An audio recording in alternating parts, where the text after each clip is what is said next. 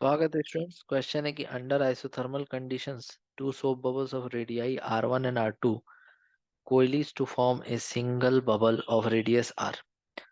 The external pressure is P naught. The surface tension of the soap in terms of the given parameters is. तो इन चार options में से हमें choose करना है कि कौन सा ऑप्शन हमारा सही होने वाला है। देखो, सबसे पहले हम दो बबल बना देते हैं। एक बबल है और एक और बबल हम ले लेते हैं। ठीक है, दोनों मिला और दोनों मिल करके एक मान लो कि बड़ा बबल ऐसे बना लिया। तो इसका जो रेडियस था, इसका रेडियस था R1, इसका रेडियस था R2। ये दोनों मिला और मिल करके एक नया बबल बनाया जिसका रेडियस R है। ठीक। एक बात और कि जो भी हो रहा है यहाँ पे आइसोथर्मल कंडीशन में हो रहा है, मतलब टेम्परेचर में चेंज नहीं मिलेगा मेरे को। तो इसके अंदर का जो गैस है, ठीक है, या एयर है, उसके लिए हम ये इक्वेशन अगर अप्लाई करें, PV इक्वल्स टू nRT। ठीक है। तो अगर हम यहाँ पर देखें तो इनिशियल नंबर ऑफ मोल्स कितना था। सपोज करो कि N1, अंदर में जो मॉलिक्यूल्स है गैस का उसका मोल्स N1 था, इसका N2 था। अब दोनों मिलेगा तो जो नंबर ऑफ मोल्स होगा वो कितना हो जाएगा, N1 प्लस N2। या फिर ऐसा समझ लो कि अंदर में जो गैस मॉलिक्यूल है उसका जो मास है वो M1 था, फिर M2, दोनों मिल करके कितना मास होगा, M1 प्लस M2। तो इसी तरह से नंबर ऑफ मोल्स में भी लिख सकते हैं, क्योंकि number of moles given mass by molecular mass होता है। ठीक है। तो ये तो मेरे को पता चल गया कि PV इक्वल टू nRT भी होता है, जिसमें से मेरा टेम्परेचर तो सब जगह सेम ही है। तो फर्स्ट कंडीशन का हम लिख सकते हैं, प्रेशर इनसाइड P1। मान लो प्रेशर इनसाइड P1 है, इसका P2 है और इसका P है।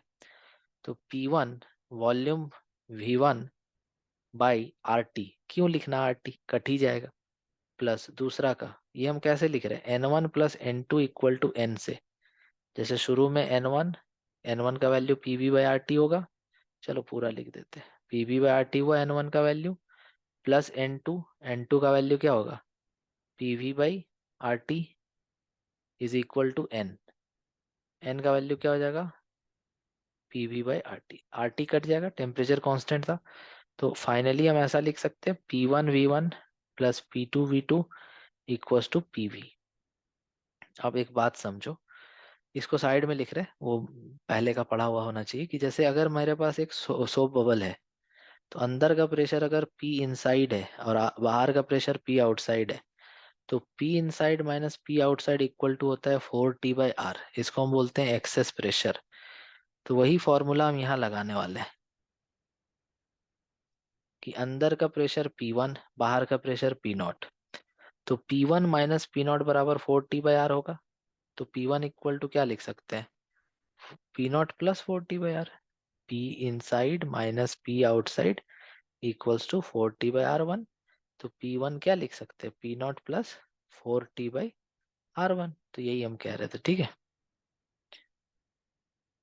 तो अंदर का प्रेशर P1 बराबर हो जाएगा P0 प्लस 4T/R1, और वॉल्यूम हो जाएगा 4/3 पाई R1 क्यूब, प्लस P2 भी ऐसे ही लिख देंगे, P0 प्लस 4T/R2, और इसका भी वॉल्यूम हो जाएगा 4/3 पाई R2 का क्यूब, स्फीयर है ना, इक्वल टू इसका P का वैल्यू को भी लिख सकते हैं, P0 प्लस 4T/R, और इसका वॉल्यूम हो जाएगा 4/3 पाई R3।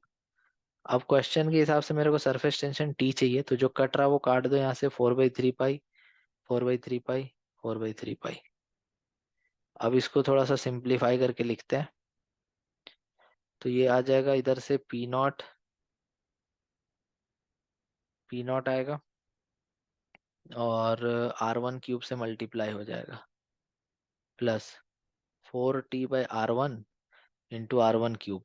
तो इसको लिख सकते हैं 4T/R1 स्क्वायर, प्लस सेकेंड वाला P0 R2 क्यूब से मल्टीप्लाई हो जाएगा, और इसको लिख सकते हैं 4T/R2 स्क्वायर बराबर ये P0 R क्यूब से मल्टीप्लाई हो जाएगा, और इसको लिख सकते हैं 4T इंटू R स्क्वायर। इतना कर दिया। अब जितना भी टी है सबको एक तरफ कर दो, और जितना पी नॉट है सबको एक तरफ कर दो। तो 4t r1 square plus 4t r2 square, और इधर से ये आएगा तो -4t r स्क्वायर बराबर ये उधर जाएगा, ये पहले से इधर है, तो p0 r³ minus p0 r1³ minus p0 r2³।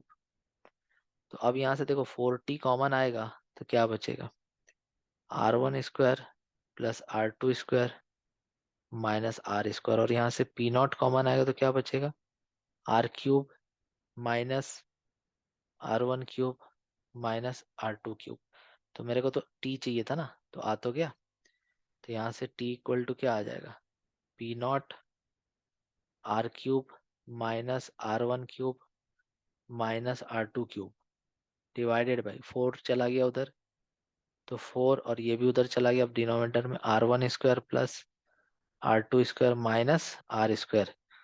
तो देखते हैं, p0 r³ minus r1³ minus r2³ upon 4 r1 square plus r2 square minus r square, एकदम परफेक्ट सही आंसर है। तो आई होप ये क्वेश्चन तुमको समझ में आ गया होगा। Thank you so much for watching.